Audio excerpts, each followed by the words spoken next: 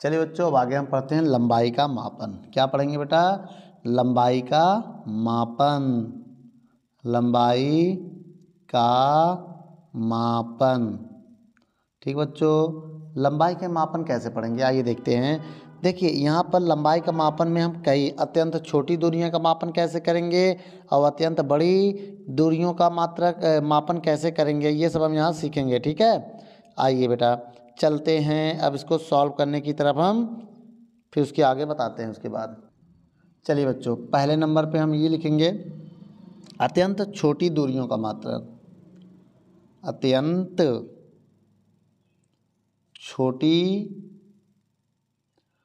छोटी दूरियों का मापन।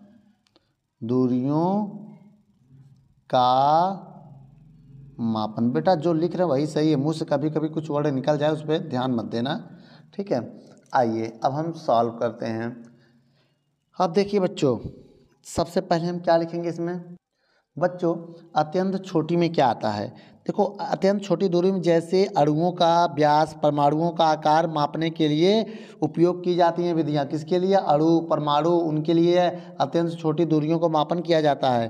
तो आइए बच्चों हम ए नंबर में पहले पढ़ते हैं। ए नंबर क्या बेटा? अवोगाद्रो परिकल्पना के उपयोग द्वारा परमाणु की त्रिज्या का करना। चलिए, एवोगाद्रो, ठीक, परिकल्पना के उपयोग ठीक, उपयोग द्वारा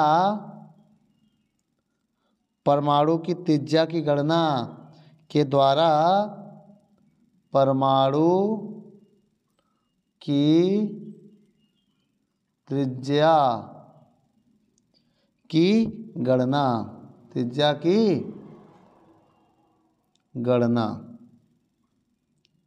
ठीक बेटा, हम यहाँ पर क्या देख रहे हैं? एवोगाद्रो परिकल्पना के उपयोग द्वारा परमाणु की त्रिज्या की गणना सीखने जा रहे हैं। देखिए बच्चों, कुछ बात हम आपको बता दे रहे हैं। देखिए पदार्थ में परमाणु प्रबल आकर्षण बलों द्वारा बंधे रहते हैं।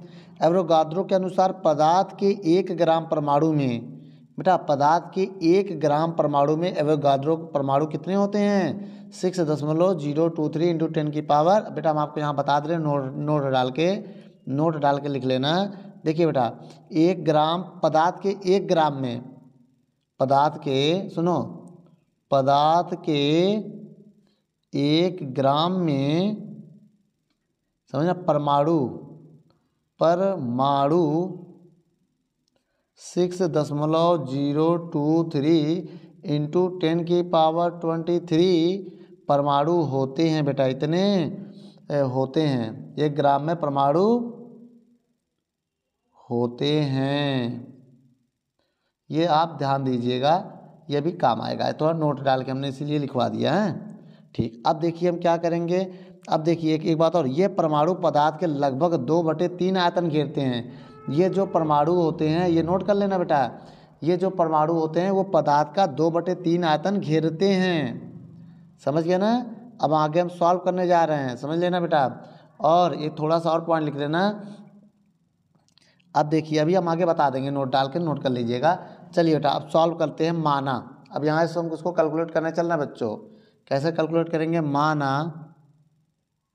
माना पदार्थ का द्रव्यमान, पदार्थ के द्रव्यमान को हम लोग m मान ले रहे हैं। ठीक, और पदार्थ के भार को क्या मान ले रहे हैं? पदार्थ के भार को कौन सा भार? परमाणु भार। बेटा कौन सा भार? पदार्थ का परमाणु भार को हम लोग कैपिटल M मान ले रहे हैं। ठीक है, अब देखिए, अब पदार्थ द्वारा गिरा गया आयतन, पदार्थ द्वारा या पदार्थ का आयतन क्या मान ले रहे हैं? पदार्थ का आयतन। देखिए एक ही पदार्थ का भार कितना है, पदार्थ का परमाणु भार कितना है, पदार्थ का आयतन कितना है, और पदार्थ और परमाणु की त्रिज्या कितनी है। भाई पदार्थ परमाणुओं से मिलकर बनेगा, तब परमाणु की त्रिज्या मान ले रहे कितना? परमाणु की त्रिज्या कितना मान ले बेटा? R मान ले रहे हैं। ये सब मानना पड़ेगा। अब इसके बाद देखिए एवोगाड्रो संख्या क्या मान ले रहे हैं, x मान ले रहे हैं।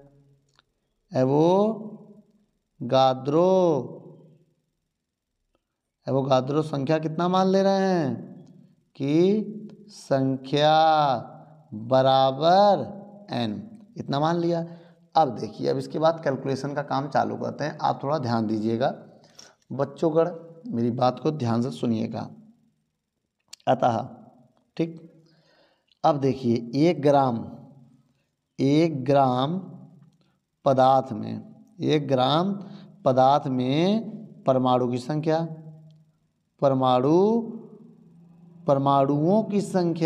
परमाणुओं की संख्या कितना मान लें हम, n, एक मिनट, कितना मान लेंगे हम, 1 ग्राम परमाणु। देखिए मेरी बात समझिएगा, n/m, परमाणु भार से भाग दे दिया भाई। परमाणु की संख्या कैसे निकले, भार पर n क्या है बेटा, एवोगाड्रो संख्या। अब ये m क्या है, कुल द्रव्यमान। तो 1 ग्राम में परमाणुओं की संख्या निकालना है तो एवोगाड्रो नंबर में और परमाणु भार से भाग देना पड़ेगा। भाग दे दिया।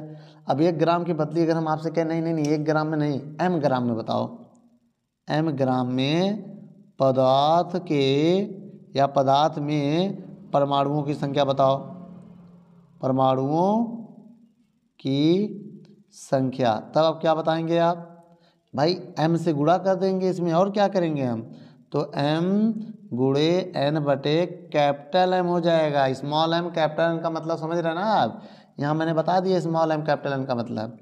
अब इसके बाद ये हो गया ना, एक परमाणु द्वारा घेरा गया आयतन। अगर हम कहें आपसे एक परमाणु का आयतन, तो एक परमाणु का आयतन मतलब परमाणु गोल होता तो गोले का आयतन क्या लिखोगे, 4πr3। भाई परमाणु का आयतन ये हो जाएगा, इतना समझ गए। अच्छा, अगर हम कहेंगे पदार्थ के सभी परमाणुओं द्वारा घेरा गया आयतन, भैया अभी तो एक परमाणु का था, अब पदार्थ का निकालेंगे ना, तो क्या लिखेंगे अब यहाँ पर, बहुत ध्यान समझिएगा। पदार्थ परमाणुओं से मिलकर बना होता है, तो पदार्थ के सभी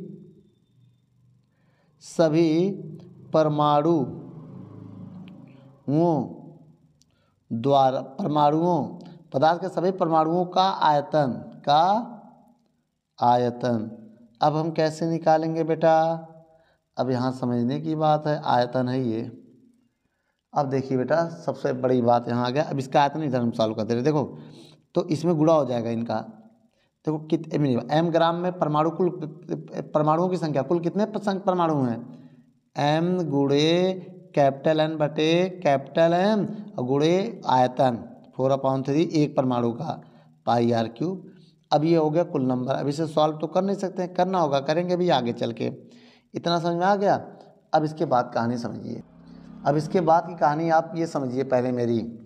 अब हमने क्या कहा बेटा, इसके बाद की कहानी ये है, इधर अभी हमने थोड़ी देर पहले आपसे एक बात बताई थी कि जो परमाणु हैं, जो परमाणु होते हैं, तो परमाणु पदार्थ का आयतन, देखो बेटा परमाणु जो होते हैं वो पदार्थ का 2/3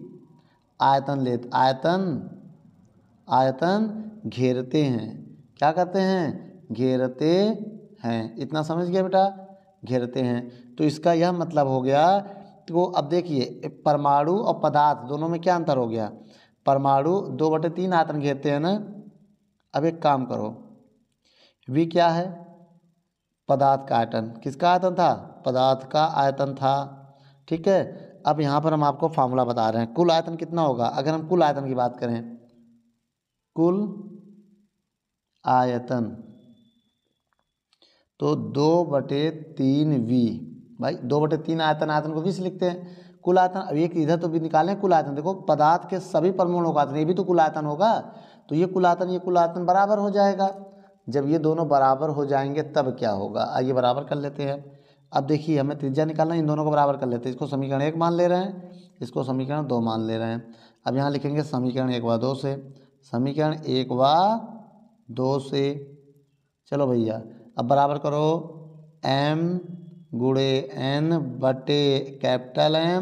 गुणे 4/3 पाई आर क्यूब बराबर 2/3v। अब कुछ कट रहा तो काट दो, v से v 3 से 3 कट गया। अब कुछ कट रहा है क्या? अब हमें ऐसा नहीं लगता कुछ कटेगा।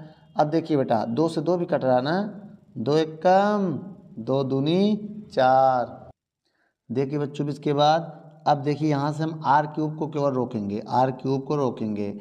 अब देखिए डिनोमिनेटर में m इधर जाके तो हो जाएगा vm और बटे में क्या जाएगा, जो इधर बचे हैं क्या बचा है, स्मॉल m बचा है, कैपिटल N बचा है, 2 पाई बचा है, यही तो बचा है बेटा ना।